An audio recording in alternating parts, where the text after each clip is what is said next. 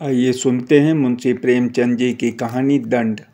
संध्या का समय था। कचहरी उठ गई थी। अहलकार और चपरासी जेबें खनखनाते घर जा रहे थे।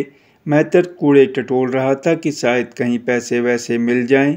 कचहरी के बरमादों में सांडलों ने वकीलों की जगह ले ली थी। पेड़ों के नीचे मुहर्रिरों की जगह कुत्ते बैठे नजर आते थे। इसी समय एक बूढ़ा आदमी फटे पुराने कपड़े पहने लाठी टेकता हुआ जंट साहब के बंगले पर पहुंचा और साहिबान में खड़ा हो गया। जंट साहब का नाम था मिस्टर जी सिन्हा। अर्दली ने दूर ही से ललकारा, कौन साहिबान में खड़ा है, क्या चाहता है? बूढ़ा: गरीब बामन हूँ भैया, साहब से भेंट होगी। अर्दली: साहब तुम जैसों से नहीं मिला करते। बूढ़े ने लाठी पर अकड़ कर कहा, क्यों भाई, हम खड़े हैं या डाकू चोर हैं कि हमारे मुंह में कुछ लगा हुआ है? अर्दली: भीख मांगकर मुकदमा लड़ने आए होगे। बूढ़ा: तो कोई पाप किया है? अगर घर बेचकर मुकदमा नहीं लड़ते तो कुछ बुरा करते हैं? यहाँ तो मुकदमा लड़ते लड़ते उम्र बीत गई, लेकिन घर का पैसा नहीं खर्चा। मियाँ की जूती मियाँ का सिर करते हैं। 10 भले मानसों से मांगकर एक को दे दिया, चलो छुट्टी हुई। गांव भर नाम से कांपता है। किसी ने जरा भी टिर-पिर की और मैंने अदालत में दावा दायर किया। अर्दली: किसी बड़े आदमी से पाला नहीं पड़ा अभी। बूढ़ा: अजी कितने ही बड़ों को बड़े घर भिजवा दिया, तुम हो किस फेर में? हाई कोर्ट तक जाता हूँ सीधा, कोई मेरे मुंह क्या आएगा बेचारा। गांठ से तो कौड़ी जाती नहीं, फिर डरें क्यों? जिसकी चीज़ पर दांत लगाए अपना करके छोड़ा। सीधे न दिया तो अदालत में घसीट लाए और रगेद रगेद कर मारा। अपना क्या बिगड़ता है तो साहब से इतला करते हो कि मैं ही पुकारूं। अर्दली ने देखा यह आदमी यूँ टलने वाला नहीं तो जाकर साहब से उसकी इतला की। साहब ने हुलिया पूछा और खुश होकर कहा, फौरन बुला लो। अर्दली: हजूर बिल्कुल फटे हाल है साहब, गुदड़ी ही में लाल होते हैं, जाकर भेज दो। मिस्टर सिन्हा अधेड़ आदमी थे, बहुत ही शांत, बहुत ही विचारशील, बातें बहुत कम करते थे। कठोरता और असभ्यता जो शासन का अंग समझी जाती है, उनको छू भी नहीं गई थी। न्याय और दया के देवता मालूम होते थे। निगाह ऐसी बारीक पाई थी कि सूरत देखते ही आदमी पहचान जाते थे। डील डौल देवों का सा था और रंग आपनूस का था। आराम कुर्सी पर लेटे हुए पेचवान पी रहे थे। बूढ़े ने जाकर सलाम किया। सिन्हा: तुम हो जगत पांडे, आओ बैठो, तुम्हारा मुकदमा तो बहुत कमज़ोर है। भले आदमी, जाल भी न करते बना। जगत: ऐसा न कहें हजूर, गरीब आदमी हूँ, मर जाऊँगा। सिन्हा: किसी वकील मुख्तार से सलाह भी न ले ली। जगत: अब तो सरकार की शरण में आया हूँ। सिन्हा: सरकार क्या मिसिल बदल देंगे या नया कानून गढ़ेंगे? तुम गच्चा खा गए। मैं कभी कानून के बाहर नहीं जाता, जानते हो न, अपील से कभी मेरी तजवीज़ रद्द नहीं होती। जगत: बड़ा धर्म होगा सरकार। सिन्हा के पैरों पर गिन्नियों की एक पोटली रखकर, बड़ा दुखी हूँ सरकार। सिन्हा मुस्कुराकर: यहाँ भी अपनी चालबाजी से नहीं चूकते, निकालो अभी और, ओत से प्यास नहीं बुझती, भला दहाई तो पूरा करो। जगत: बहुत तंग हूँ दीन बंधु। सिन्हा: डालो डालो कमर में हाथ, भला कुछ मेरे नाम की लाश तो रखो। जगत: लुट जाऊंगा सरकार। सिन्हा: लुटें तुम्हारे दुश्मन जो इलाका बेच कर लड़ते हैं, तुम्हारे जजमानों का भगवान भला करें, तुम्हें किस बात ही की कमी है? मिस्टर सिन्हा इस मामले में जरा भी रियायत न करते थे। जगत ने देखा कि यहाँ काइयापन से काम न चलेगा तो चुपके से 5 गिन्नियाँ और निकाली, लेकिन उन्हें मिस्टर सिन्हा के पैरों पर रखते समय उसकी आंखों से खून निकल आया।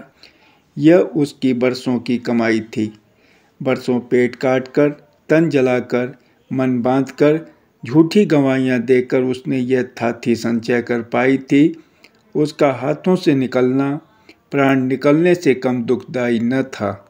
जगत पांडे के चले जाने के बाद कोई 9 बजे रात को जंट साहब के बंगले पर एक तांगा आकर रुका और उस पर से पंडित सत्यदेव उतरे।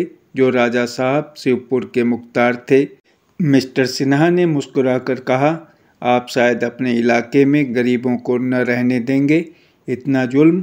सत्यदेव, गरीब परवर, यह कहिए कि गरीबों के मारे अब इलाके में हमारा रहना मुश्किल हो रहा है। आप जानते हैं, सीधी उंगली घी नहीं निकलता। जमींदार को कुछ न कुछ सख्ती करनी ही पड़ती है। मगर अब यह हाल है कि हमने जरा चूं भी की तो उन्हीं गरीबों की त्योरियां बदल जाती हैं। सब मुफ्त में ज़मीन जोतना चाहते हैं। लगान मांगिए तो फौजदारी का दावा करने को तैयार।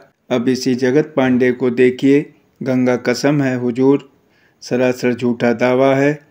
हुजूर से कोई बात छिपी तो रह नहीं सकती। अगर जगत पांडे यह मुकदमा जीत गया तो हमें बोरियां बंधना छोड़कर भागना पड़ेगा। अब हुजूर ही बसाएं तो बच सकते हैं। राजा साहब ने हुजूर को सलाम कहा है। अर्ज की है कि इस मामले में जगत पांडे की ऐसी खबर लें कि वह भी याद करे। मिस्टर सिन्हा ने भवें सिकोड़कर कहा, कानून मेरे घर तो नहीं बनता। सत्यदेव, हुजूर आपके हाथ में सब कुछ है। यह कहकर गिन्नियों की एक गड्डी निकालकर मेज पर रख दी। मिस्टर सिन्हा ने गड्डी को आंखों से गिनकर कहा, इन्हें मेरी तरफ से राजा साहब की नज़र कर दीजिएगा। आखिर आप कोई वकील तो करेंगे ही, उसे क्या दीजिएगा? सत्यदेव, यह तो हुजूर के हाथ में है। जितनी ही पेशियां होंगी उतना ही खर्च भी बढ़ेगा। सिन्हा, मैं चाहूँ तो महीनों लटका सकता हूँ। सत्यदेव, हाँ, इससे कौन इनकार कर सकता है। सिन्हा, 5 पेशियां भी हुई तो आपके कम से कम 1000 उड़ जाएंगे। आप यहाँ उसका आधा पूरा कर दीजिए तो एक ही पेशी में वारा न्यारा हो जाए, आधी रकम बच जाए। सत्यदेव ने 10 गिन्नियाँ और निकाल कर मेज पर रख दीं और घमंड के साथ बोले, हुक्म हो तो राजा साहब से कह दूं, आप इत्मीनान रखें, साहब की कृपा दृष्टि हो गई है। मिस्टर सिन्हा ने तीव्र स्वर में कहा, जी नहीं, यह कहने की ज़रूरत नहीं। मैं किसी शर्त पर यह रकम नहीं ले रहा हूँ। मैं करूँगा वही जो कानून की मंशा होगी। कानून के खिलाफ जो भर भी नहीं जा सकता, यही मेरा उसूल है। आप लोग मेरी खातिर करते हैं, यह आपकी शराफत है। मैं उसे अपना दुश्मन समझूंगा जो मेरा ईमान खरीदना चाहे। मैं जो कुछ लेता हूँ सच्चाई का इनाम समझ कर लेता हूँ। जगत पांडे को पूरा विश्वास था कि मेरी जीत होगी, लेकिन तजवीज़ सुनी तो होश उड़ गए। दावा खारिज हो गया। उस पर खर्च की चपत अलग। मेरे साथ यह चाल, अगर लाला साहब को इसका मज़ा न चखा दिया तो बामन नहीं हैं। किस फेर में सारा रोब भुला दूंगा। यहाँ गाड़ी कमाई के रुपए हैं, कौन बचा सकता है। हाड़ फोड़ फोड़ कर निकलेंगे, द्वार पर सिर पटक पटक कर मर जाऊंगा। उसी दिन संध्या को जगत पांडे ने मिस्टर सिन्हा के बंगले के सामने आसन जमा दिया। वहाँ बरगद का घना वृक्ष था। मुकदमे वाले वहीं सत्तू चबेना खाते और दोपहर उसी की छाँव में काटते थे। जगत पांडे उनसे मिस्टर सिन्हा की दिल खोलकर निंदा करता। न कुछ खाता न पीता, बस लोगों को अपनी राम कहानी सुनाया करता। जो सुनता वह जंड साहब को 4 खोटी खरी कहता। आदमी नहीं पिशाच है, इसे तो ऐसी जगह मारे जहाँ पानी न मिले। रुपए के रुपए लिए, ऊपर से खर्चे समेत डिग्री कर दी। यही करना था तो रुपए काहे को निकले थे। यह है हमारे भाई बंधुओं का हाल। ये अपने कहलाते हैं, इनसे तो अंग्रेजी अच्छे। इस तरह की आलोचनाएं दिन भर हुआ करती। जगत पांडे के आसपास 8 पहर जमघट लगा रहता। इस तरह 4 दिन बीत गए और मिस्टर सिन्हा के कानों में भी बात पहुंची। अन्य रिश्वती कर्मचारियों की तरह वह भी हेकड़ आदमी थे। ऐसे निर्द्वंद रहते मानो उन्हें यह बीमारी छू तक नहीं गई है। जब वह कानून से जौ भर भी न टलते थे तो उन पर रिश्वत का संदेह हो ही क्यों कर सकता था, और कोई करता भी तो उसकी मानता कौन। ऐसे चतुर खिलाड़ी के विरुद्ध कोई जाब्ते की कार्रवाई कैसे होती। मिस्टर सिन्हा अपने अफसरों से भी खुशामद का व्यवहार न करते, इससे हुक्काम भी उनका बहुत आदर करते थे। मगर जगत पांडे ने वह मंत्र मारा था जिसका उनके पास कोई उत्तर न था। ऐसे बांगड़ आदमी से आज तक उन्हें साबिका न पड़ा था। अपने नौकरों से पूछते, बुढ़ा क्या कर रहा है? नौकर लोग अपनापन जताने के लिए झूठ के पुल बांध देते। हुजूर, कहता था भूत बनकर लगूंगा, मेरी वेदी बने तो सही, जिस दिन मरूंगा उस दिन के 100 जगत पांडे होंगे। मिस्टर सिन्हा पक्के नास्तिक थे, लेकिन ये बातें सुन सुनकर सशंक हो जाते और उनकी पत्नी तो थर थर काँपने लगती। वह नौकरों से बार बार कहती, उससे जाकर पूछो क्या चाहता है, जितना रुपए चाहे ले ले, हमसे जो मांगे वह देंगे, बस यहाँ से चला जाए। लेकिन मिस्टर सिन्हा आदमियों को इशारे से मना कर देते थे। उन्हें अभी तक आशा थी कि भूख प्यास से व्याकुल होकर बुढ़ा चला जाएगा। इससे अधिक भय यह था कि मैं जरा भी नरम पड़ा और नौकरों ने मुझे उल्लू बनाया। छठे दिन मालूम हुआ कि जगत पांडे अबोल हो गया है। उससे हिला तक नहीं जाता, चुपचाप पड़ा आकाश की ओर देख रहा है। शायद आज रात को दम निकल जाए। मिस्टर सिन्हा ने लंबी सांस ली और गहरी चिंता में डूब गए। पत्नी ने आंखों में आंसू भरकर आग्रहपूर्वक कहा, तुम्हें मेरे सिर की कसम, जाकर किसी तरह इस बला को टालो। बुढ़ा मर गया तो हम कहीं के न रहेंगे। अब रुपए का मुंह मत देखो, 2-4 हजार भी देने पड़े तो देकर उसे मनाओ। तुमको जाते शर्म आती हो तो मैं चली जाऊं। सिन्हा, जाने का इरादा तो मैं कई दिन से कर रहा हूं, लेकिन जब देखता हूं वहाँ भीड़ लगी रहती है, इससे हिम्मत नहीं पड़ती। सब आदमियों के सामने तो मुझसे न जाया जाएगा, चाहे कितनी ही बड़ी आफत क्यों ना आ पड़े। तुम 2-4 हजार की कहती हो, मैं 10-5 हजार देने को तैयार हूँ, लेकिन वहाँ नहीं जा सकता। न जाने किस बुरी साइट से मैंने इसके रुपए लिए। जानता कि ये इतना फिसाद खड़ा करेगा तो फाटक में घुसने ही न देता। देखने से तो ऐसा सीधा मालूम होता था कि गऊ है। मैंने पहली बार आदमी पहचानने में धोखा खाया। पत्नी, तो मैं ही चली जाऊं, शहर की तरफ से आऊंगी और सब आदमियों को हटाकर अकेले में बात करूंगी। किसी को खबर न होगी कि कौन है। इसमें तो कोई हरज नहीं है। मिस्टर सिन्हा ने संदिग्ध भाव से कहा, ताड़ने वाले ताड़ ही जाएंगे, चाहे तुम कितना ही छिपाओ। पत्नी, ताड़ जाएंगे, ताड़ जाएं। अब किसको कहाँ तक डरूं? बदनामी अभी क्या कम हो रही है, जो और हो जाएगी। सारी दुनिया जानती है कि तुमने रुपए लिए। यूं ही कोई किसी पर प्राण नहीं देता। फिर अब व्यर्थ की ऐंठ क्यों करो? मिस्टर सिन्हा अब मर्म वेदना को न दबा सके, बोले, प्रिय, यह व्यर्थ की ऐंठ नहीं है।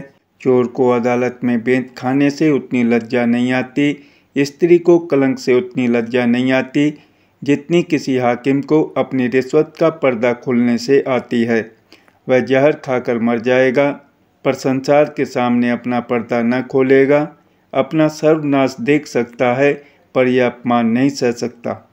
जिंदा खाल खींचने या कोलू में पेरे जाने के सिवाय और कोई स्थिति नहीं है जो उसे अपना अपराध स्वीकार करा सके।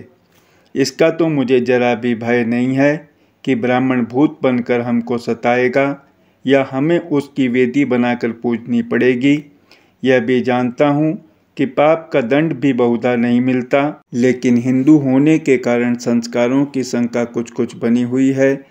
ब्रह्म हत्या का कलंक सिर पर लेते हुए आत्मा कांपती है। बस इतनी बात है। मैं आज रात को मौका देखकर जाऊंगा और उस संकट को काटने के लिए जो कुछ हो सकेगा करूंगा। तिर जमा रखो। आधी रात बीत चुकी थी। मिस्टर सिन्हा घर से निकले और अकेले जगत पांडे को मनाने चले। बरगद के नीचे बिल्कुल सन्नाटा था। अंधकार ऐसा था मानो निशा देवी यहीं शयन कर रही हों। जगत पांडे की सांस जोर जोर से चल रही थी, मानो मौत जबरदस्ती घसीटे लिए जाती हो। मिस्टर सिन्हा के रोए खड़े हो गए। बुढ़ा कहीं मर तो नहीं रहा है। जेबी लालटेन निकाली और जगत के समीप जाकर बोले, पांडे जी, कहो क्या हाल है? जगत पांडे ने आंखें खोलकर देखा और उठने की असफल चेष्टा करके बोला, मेरा हाल पूछते हो, देखते नहीं हो मर रहा हूँ। सिन्हा, तो इस तरह क्यों प्राण देते हो? जगत, तुम्हारी यही इच्छा है तो मैं क्या करूं? सिन्हा, मेरी तो यह इच्छा नहीं। हाँ, तुम अलबत्ता मेरा सर्वनाश करने पर तुले हुए हो। आखिर मैंने तुम्हारे 150 रुपये ही तो लिए हैं। इतने ही रुपए के लिए तुम इतना बड़ा अनुष्ठान कर रहे हो। जगत, 150 रुपये की बात नहीं है जो तुमने मुझे मिट्टी में मिला दिया। मेरी डिग्री हो गई होती तो मुझे 10 बीघे ज़मीन मिल जाती और सारे इलाके में नाम हो जाता। तुमने मेरे 150 नहीं लिए, मेरे 5000 बिगाड़ दिए, पूरे 5000। लेकिन ये घमंड न रहेगा, याद रखना। कह देता हूँ, सत्यानाश हो जाएगा। इस अदालत में तुम्हारा राज्य है, लेकिन भगवान के दरबार में विप्रों ही का राज्य है। विप्र का धन लेकर कोई सुखी नहीं रह सकता। मिस्टर सिन्हा ने बहुत खेद और लज्जा प्रकट की, बहुत अनुनय विनय से काम लिया और अंत में पूछा, सच बतलाओ पांडे, कितने रुपए पा जाओ तो यह अनुष्ठान छोड़ दो। जगत पांडे अब की जोर लगाकर उठ बैठे और बड़ी उत्सुकता से बोले, 5000 से कौड़ी कम न लूँगा। सिन्हा, 5000 तो बहुत होते हैं, इतना जुल्म न करो। जगत, नहीं, इससे कम न लूँगा। यह कहकर जगत पांडे फिर लेट गया। उसने यह शब्द इतने निश्चयात्मक भाव से कहे थे कि मिस्टर सिन्हा को और कुछ कहने का साहस न हुआ। रुपए लाने घर चले, लेकिन घर पहुँचते पहुँचते नीयत बदल गई। 150 के बदले 5000 देते कलक हुआ। मन में कहा, मरता है मर जाने दो। कहाँ की ब्रह्महत्या और कैसा पाप, यह सब पाखंड है, बदनामी न होगी। सरकारी मुलाजिम तो यूं ही बदनाम होते हैं, यह कोई नई बात थोड़े ही है। बचा कैसे उठ बैठे थे, समझा होगा उल्लू फंसा। अगर 6 दिन के उपवास करने से 5000 मिलें तो मैं महीने में कम से कम 5 मरतबा यह अनुष्ठान करूं। 5000 नहीं, कोई मुझे 1000 दे दे। यहाँ तो महीने भर नाक रगड़ता हूँ, तब जाके 600 रुपये के दर्शन होते हैं। नोच खसोट से भी शायद ही किसी महीने में इससे ज़्यादा मिलता हो। बैठा मेरी राह देख रहा होगा, लेना रुपए, मुँह मीठा हो जाएगा। वह चरपाई पर लेटना चाहते थे कि उनकी पत्नी जी आकर खड़ी हो गई। उनके सिर के बाल खुले हुए थे, आंखें सहमी हुई रह रहकर कांप उठती थीं, मुँह से शब्द न निकलता था। बड़ी मुश्किल से बोली, आधी रात तो हो गई होगी, तुम जगत पांडे के पास चले जाओ। मैंने अभी ऐसा बुरा सपना देखा है कि अभी तक कलेजा धड़क रहा है। जान संकट में पड़ी हुई है, किसी तरह उसे टालो। मिस्टर सिन्हा, वहीं से तो चला आ रहा हूँ, मुझे तुमसे ज़्यादा फिक्र है। अभी आकर खड़ा ही हुआ हूँ कि तुम आई। पत्नी, अच्छा तो तुम गए थे, क्या बातें हुई, राजी हुआ? सिन्हा, 5000 रुपये मांगता है। पत्नी, 5000? सिन्हा, कौड़ी कम नहीं कर सकता और मेरे पास इस वक्त 1000 से ज़्यादा न होंगे। पत्नी ने एक क्षण सोचकर कहा, जितना मांगता है उतना ही दे दो, किसी तरह गला तो छूटे। तुम्हारे पास रुपए न हो तो मैं दे दूंगी। अभी से सपने दिखाई देने लगे हैं, मरा तो प्राण कैसे बचेंगे, बोलता चालता है न। मिस्टर सिन्हा अगर आपनोस थे तो उनकी पत्नी चंदन सिन्हा उनके गुलाम थे, उनके इशारों पर चलते थे। पत्नी जी भी पति शासन में कुशल थीं। सौंदर्य और अज्ञान में अपवाद है।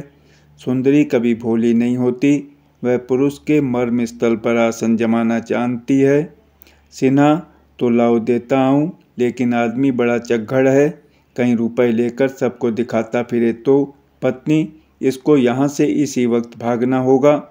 सिन्हा, तो निकालो, दे ही दूँ, जिंदगी में ये बात भी याद रहेगी। पत्नी ने अविश्वास भाव से कहा, चलो मैं भी चलती हूँ, इस वक्त कौन देखता है। पत्नी से अधिक पुरुष के चरित्र का ज्ञान और किसी को नहीं होता। मिस्टर सिन्हा की मनोवृत्तियों को उनकी पत्नी जी खूब जानती थीं। कौन जाने रास्ते में रुपए कहीं छिपा दें और कह दें दे आए, या कहने लगें रुपए लेकर भी नहीं टलता तो मैं क्या करूं। जाकर संदूक से नोटों के पुलिंदे निकाले और उन्हें चादर में छिपाकर मिस्टर सिन्हा के साथ चलीं। सिन्हा के मुंह पर झाड़ू सी फिरी हुई थी, लालटेन लिए पछताते चले जाते थे। 5000 रुपये निकले जाते हैं, फिर इतने कम मिलेंगे कौन जानता है। इससे तो कहीं अच्छा था कि दुष्ट मर ही जाता, बला से बदनामी होती, कोई मेरे जेब से रुपए तो न छीन लेता, ईश्वर करे मर गया हो। अभी तक दोनों आदमी फाटक ही तक आए थे कि देखा जगत पांडे लाठी टेकता चला आता है। उसका स्वरूप इतना डरावना था मानो शमशान से कोई मुर्दा भागा आता हो। इनको देखते ही जगत पांडे बैठ गया और हाँफता हुआ बोला, बड़ी देर हुई, लाए। पत्नी जी बोली, महाराज हम तो आ ही रहे थे, तुमने क्यों कष्ट किया? रुपए लेकर सीधे घर चले जाओगे न? जगत, हाँ हाँ सीधा घर जाऊंगा। कहाँ हैं रुपए देखूं? पत्नी जी ने नोटों का पुलंदा बाहर निकाला और लालटेन दिखाकर बोली, गिन लो, पूरे 5,000 रुपये हैं। पांडे ने पुलिंदा लिया और बैठकर उसे उलट पुलट कर देखने लगा। उसकी आंखें एक नए प्रकाश से चमकने लगीं। हाथों में नोटों को तौलता हुआ बोला, पूरे 5,000 हैं। पत्नी, पूरे गिन लो। जगत, 5,000 में 2 टोकरी भरी जाएगी। हाथों से बताकर, इतने सारे हुए 5,000। सिन्हा, क्या अब भी तुम्हें विश्वास नहीं आता? जगत, हैं पूरे 5,000। तो अब जाऊं, भाग जाऊं? यह कहकर वह पुलिंदा लिए कई कदम लड़खड़ाता हुआ चला जैसे कोई शराबी, और तब धम से जमीन पर गिर पड़ा।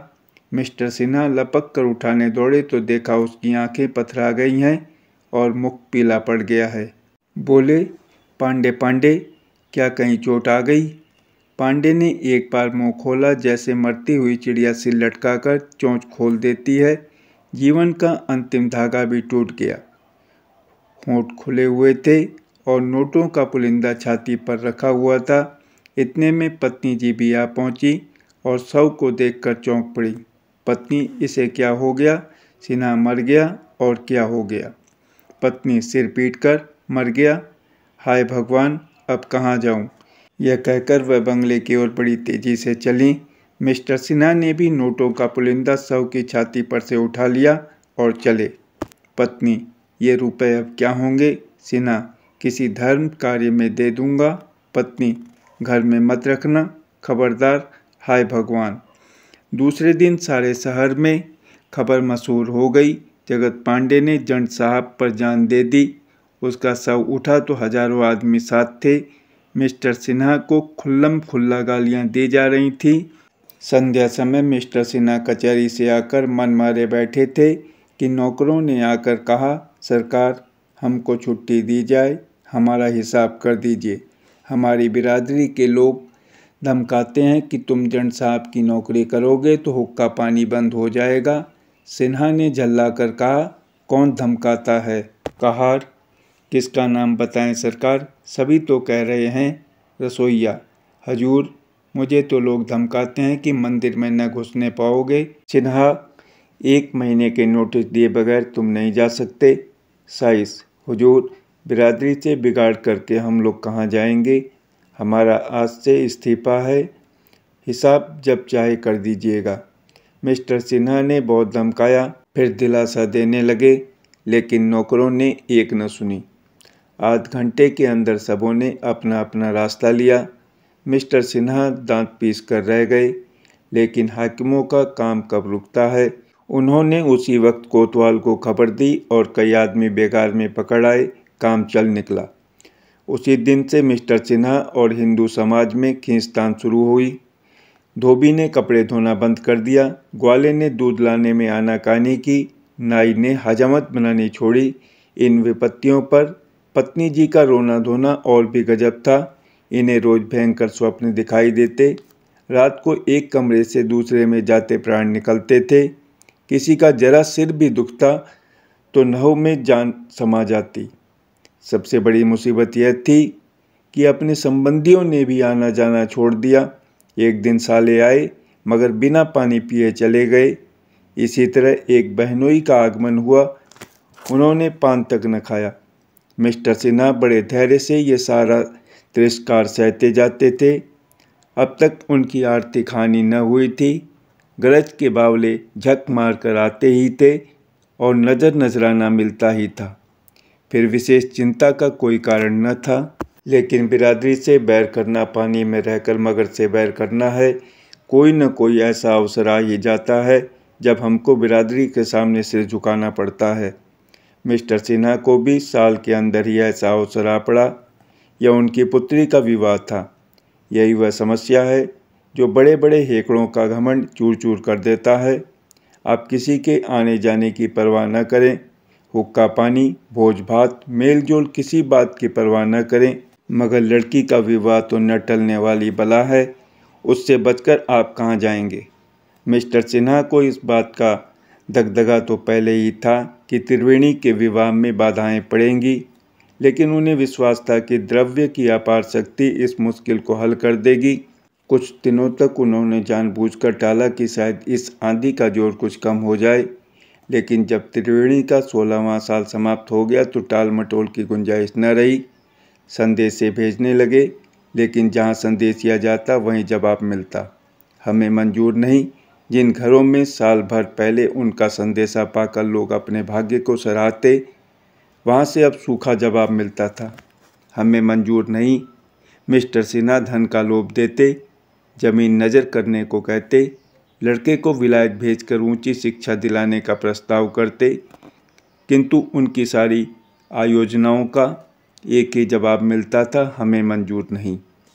ऊंचे घरानों का यह हाल देखकर मिस्टर सिन्हा उन घरानों में संदेश भेजने लगे जिनके साथ पहले बैठकर भोजन करने में भी उन्हें संकोच होता था, लेकिन वहाँ भी वही जवाब मिला, हमें मंजूर नहीं। यहाँ तक कि कई जगह वह खुद दौड़ दौड़ कर गए, लोगों की मिन्नतें की, पर यही जवाब मिला, साहब हमें मंजूर नहीं है। शायद बहिष्कृत घरानों में उनका संदेश स्वीकार कर लिया जाता, पर मिस्टर सिन्हा जानबूझकर मक्खी न निकलना चाहते थे। ऐसे लोगों से संबंध न करना चाहते थे जिनका बिरादरी में कोई स्थान न था। इस तरह 1 वर्ष बीत गया। मिसेस सिन्हा चरपाई पर पड़ी करा रही थीं, त्रिवेणी भोजन बना रही थी और मिस्टर सिन्हा पत्नी के पास चिंता में डूबे बैठे हुए थे। उनके हाथ में एक खत था, बार बार उसे देखते और कुछ सोचते थे। बड़ी देर बाद रोहिणी ने आंखें खोली और बोली, अब न बचूंगी, पांडे मेरी जान लेकर छोड़ेगा। हाथ में कैसा कागज़ है? सिन्हा, यशोदानंदन के पास से खत आया है। पाजी को यह खत लिखते हुए शर्म नहीं आती। मैंने इसकी नौकरी लगाई, इसकी शादी करवाई और आज उसका मिजाज इतना बढ़ गया है कि अपने छोटे भाई की शादी मेरी लड़की से करना पसंद नहीं करता। अब आगे के भाग्य खुल जाते। पत्नी, भगवान अब ले चलो, यह दुर्दशा नहीं देखी जाती।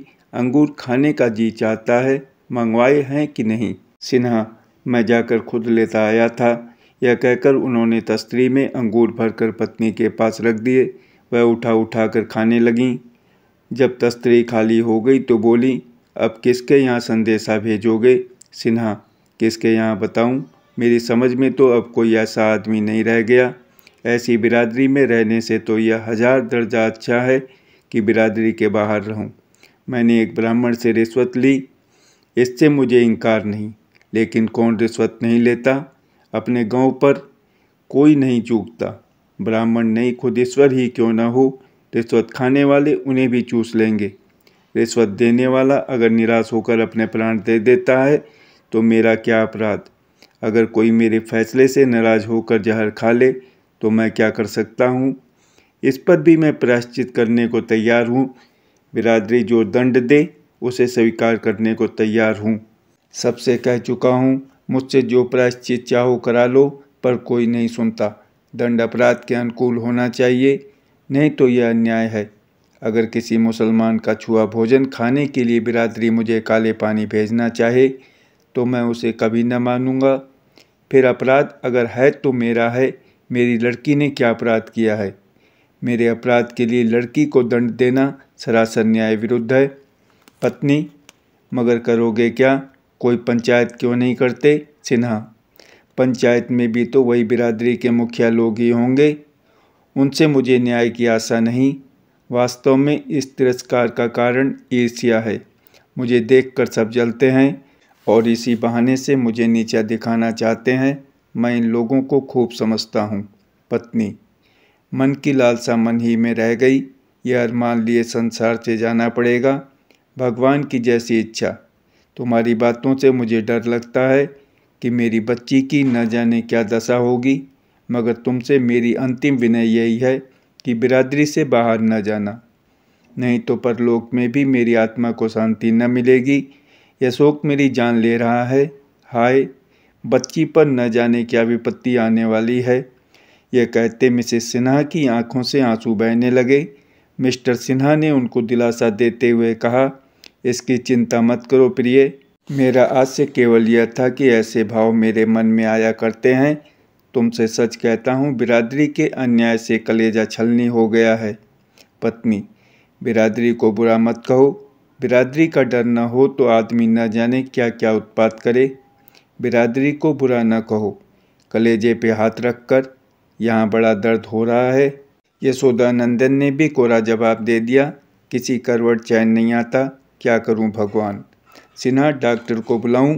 पत्नी, तुम्हारा जी चाहे बुला लो, लेकिन मैं बचूंगी नहीं। जरा तिब्बो को बुला लो, प्यार कर लूं। जी डूबा जाता है।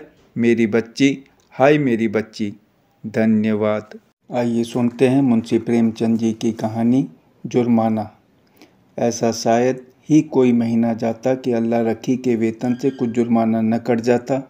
कभी कभी तो उसे 6 रुपए के 5 रुपए ही मिलते, लेकिन वह सब कुछ सहकर भी सफाई के दरोगा खैरात अली खां के चुंगल में कभी न आती। खान साहब की मातहती में सैकड़ों मैत्रानियाँ थी, किसी की भी तलब न कटती, किसी पर जुर्माना न होता, न डांट ही पड़ती। खान साहब नेक नाम थे, दयालु थे, मगर अल्लाह रखी उनके हाथों बराबर ताड़ ना पाती थी। वह कामचोर नहीं थी, बेअदब नहीं थी, फुअर नहीं थी, बदसूरत भी नहीं थी। पहर रात को इस ठंड के दिनों में वह झाड़ू लेकर निकल जाती और 9 बजे तक एकचित होकर सड़क पर झाड़ू लगाती। फिर भी उस पर जुर्माना हो जाता। उसका पति हुसैनी भी अवसर पाकर उसका काम कर देता, लेकिन अल्लाह रखी की किस्मत में जुर्माना देना था। तलब का दिन औरों के लिए हंसने का दिन था, अल्लाह रखी के लिए रोने का। उस दिन उसका मन जैसे सूली पर टंगा रहता, न जाने कितने पैसे कट जाएंगे। वह परीक्षा वाले छात्रों की तरह बार बार जुर्माना की रकम का तखमीना करती। उस दिन वह थककर जरा दम लेने के लिए बैठ गई थी। उसी वक्त दरोगा जी अपने इक्के पर आ रहे थे। वह कितना कहती रही, हजूर अली, मैं फिर काम करूंगी, लेकिन उन्होंने एक बात न सुनी थी। अपनी किताब में उसका नाम नोट कर लिया था। उसके कई दिन बाद फिर ऐसा ही हुआ। वह हलवाई से 1 पैसे के सेवड़े लेकर खा रही थी। उसी वक्त दरोगा न जाने किधर से निकल पड़ा था और फिर उसका नाम लिख लिया गया था। न जाने कहाँ छिपा रहता है। जरा भी सुस्ताने लगे कि भूत की तरह आकर खड़ा हो जाता है। नाम तो उसने 2 ही दिन लिखा था, पर जुर्माना कितना करता है अल्लाह जाने। 8 आने से बढ़कर 1 रुपया न हो जाए। वह सिर झुकाए वेतन लेने जाती और तखमीने से कुछ ज़्यादा ही कटा हुआ पाती। कांपते हुए हाथों से रुपए लेकर आंखों में आंसू भरे लौट आती। किससे फरियाद करे? दरोगा के सामने उसकी सुनेगा कौन?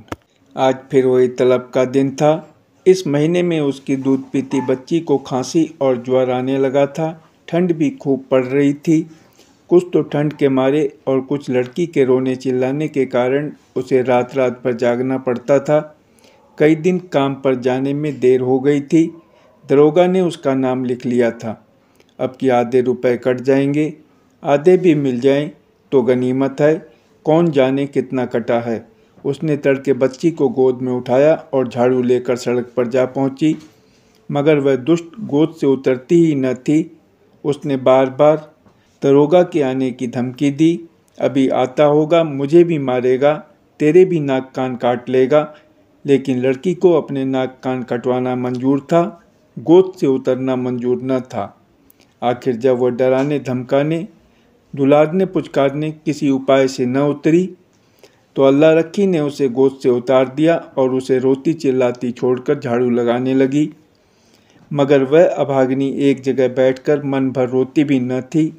अल्लाह रखी के पीछे लगी हुई बार बार उसकी साड़ी पकड़कर खींचती, उसकी टांग से लिपट जाती, फिर जमीन पर लौट जाती और एक क्षण में उठकर फिर रोने लगती। उसने झाड़ू तान कर कहा, चुप हो जा, नहीं तो झाड़ू से मारूंगी, जान निकल जाएगी। अभी दरोगा दाढ़ी जा आता होगा। पूरी धमकी मुंह से निकल भी न पाई थी कि दरोगा खैरात अली खां सामने आकर साइकिल से उतर पड़ा। अल्लाह रखी का रंग उड़ गया, कलेजा धक धक करने लगा। या मेरे अल्लाह, कहीं इसने सुन न लिया हो, मेरी आंखें फूट जाएं। सामने से आया और मैंने देखा नहीं, कौन जानता था आज बैलगाड़ी पर आ रहा है। रोज तो इक्के पर आता था। नाड़ियों में रक्त का दौड़ना बंद हो गया। झाड़ू हाथ में लिए निस्तब्ध खड़ी रह गई। दरोगा ने डांट कर कहा, काम करने चलती है तो एक पुछिल्ला साथ ले लेती है, इसे घर पर क्यों नहीं छोड़ आई। अल्लाह रखी ने कातर स्वर में कहा, इसका जी अच्छा नहीं है हजूर, घर पर किसके पास छोड़ आती। क्या हुआ है इसको, बुखार आता है हजूर, और तू इसे यूँ छोड़कर रुला रही है, मरेगी कि जिएगी। गोद में लिए लिए काम कैसे करूं हजूर, छुट्टी क्यों नहीं ले लेती, तलब कट जाती हजूर, गुजारा कैसे होता। इसे उठा ले और घर ले जा। हुसैनी लौट कर आए तो इधर झाड़ू लगाने के लिए भेज देना। अल्लाह रखी ने लड़की को उठा लिया और चलने को हुई तब दरोगा जी ने पूछा, मुझे गाली क्यों दे रही थी। अल्लाह रखी की रही से जान भी निकल गई। काटो तो लहू नहीं। थर थर कांपती बोली, नहीं हजूर, मेरी आंखें फूट जाएं जो तुमको गाली दी हो। और वह फूट फूट कर रोने लगी। संध्या समय हुसैनी और अल्लाह रखी दोनों तलब लेने चले। अल्लाह रखी बहुत उदास थी। हुसैनी ने सांत्वना दी, तू इतनी उदास क्यों है, तलब ही न कटेगी, कटने दे। अबकी से तेरी जान की कसम खाता हूँ, एक घूंट दारू या ताड़ी नहीं पीऊँगा। मैं डरती हूँ, बर्खास्त न कर दे, मेरी जीभ जल जाए। कहाँ से कहाँ, बर्खास्त कर देगा कर दे, उसका अल्लाह भला करे। कहाँ तक रोएं, तुम मुझे नाहक लिए चलते हो, सब की सब हंसेंगी। बर्खास्त करेगा तो पूछूंगा नहीं कि किस इल्ज़ाम पर बर्खास्त करते हो। गाली देते किसने सुना, कोई अंधेर है जिसे चाहे बर्खास्त कर दे, और जो कहीं सुनवाई न हुई तो पंचों से फरियाद करूंगा, चौधरी के दरवाजे पर सर पटक दूंगा। ऐसी ही एकता होती तो दरोगा इतना जरिमाना करने पाता। जितना बड़ा रोग होता है उतनी दवा होती है पगली। फिर भी अल्लाह रखी का मन शांत न हुआ। मुख पर विषाद का धुआं सा छाया हुआ था। दरोगा क्यों गाली सुनकर भी बिगड़ा नहीं, उसी वक्त उसे क्यों नहीं बर्खास्त कर दिया, यह उसकी समझ में न आता था। वह कुछ दयालु भी मालूम होता था। उसका रहस्य वह न समझ पाती थी, और जो चीज़ हमारी समझ में नहीं आती उसी से हम डरते हैं। केवल जुर्माना करना होता तो उसने किताब पर उसका नाम लिखा होता। उसको निकाल बाहर करने का निश्चय कर चुका है, तभी दयालु हो गया था। उसने सुना था कि जिन्हें फांसी दी जाती है उन्हें अंत समय खूब मिठाई खिलाई जाती है, जिससे मिलना चाहें उससे मिलने दिया जाता है। निश्चय बर्खास्त करेगा। म्यूनिसिपैलिटी का दफ्तर आ गया। हजारों मेहतरानियाँ जमा थीं, रंग बिरंगे के कपड़े पहने, बनाव श्रृंगार किए। पान सिगरेट वाले भी आ गए थे, खोंचे वाले भी। पठानों का एक दल भी अपने आसामियों से रुपए वसूल करने आ पहुंचा था। वह दोनों भी जाकर खड़े हो गए। वेतन बंटने लगा। पहले मेहतरानियों का नंबर था। जिसका नाम पुकारा जाता वह लपक कर जाती और अपने रुपए लेकर दरोगा जी को मुफ्त की दुआएं देती हुई चली जाती। चंपा के बाद अल्लाह रखी का नाम बराबर पुकारा जाता था। आज अल्लाह रखी का नाम उड़ गया। चंपा के बाद जौहरन का नाम पुकारा गया, जो अल्लाह रखी के नीचे था। अल्लाह रखी ने हताश आंखों से हुसैनी को देखा। मेहतरानियाँ उसे देख देख कर कानाफूसी करने लगी। उसके जी में आया घर चली जाए। यह उपहास नहीं सहा जाता। जमीन फट जाती कि उसमें समा जाती। एक के बाद दूसरा नाम आता गया और अल्लाह रखी सामने के वृक्षों की ओर देखती रही। उसे अब इसकी परवाह न थी कि किसका नाम आता है, कौन जाता है, कौन उसकी ओर ताकता है, कौन उस पर हंसता है। सहसा अपना नाम सुनकर वह चौंक पड़ी, धीरे से उठी और नवेली बहू की भांति पग उठाती हुई चली। खजांची ने पूरे 6 रुपए उसके हाथ पर रख दिए। उसे आश्चर्य हुआ। खजांची ने भूल तो नहीं की। इन 3 वर्षों में पूरा वेतन तो कभी मिला नहीं, और अब की तो आधा भी मिले तो बहुत है। वह 1 सेकंड वहाँ खड़ी रही कि शायद खजांची उससे रुपया वापस मांगे, जब खजांची ने पूछा, अब क्यों खड़ी है, जाती क्यों नहीं, तब वह धीरे से बोली, ये तो पूरे रुपए हैं। खजांची ने चकित होकर उसकी ओर देखा। तो और क्या चाहती है, कम मिलें? कुछ जुर्माना नहीं है? नहीं, अब की कुछ जुर्माना नहीं है। अल्लाह रखी चली, पर उसका मन प्रसन्न था। वह पछता रही थी कि दरोगा जी को गाली क्यों दी। धन्यवाद।